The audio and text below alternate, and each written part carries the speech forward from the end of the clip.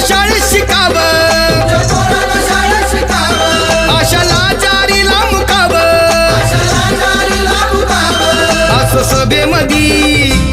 असं सभेमधी, असं सभेमधी भाषण व मग कुणी नाही केलं भलं व अग दिल्लीचं दालन खुलव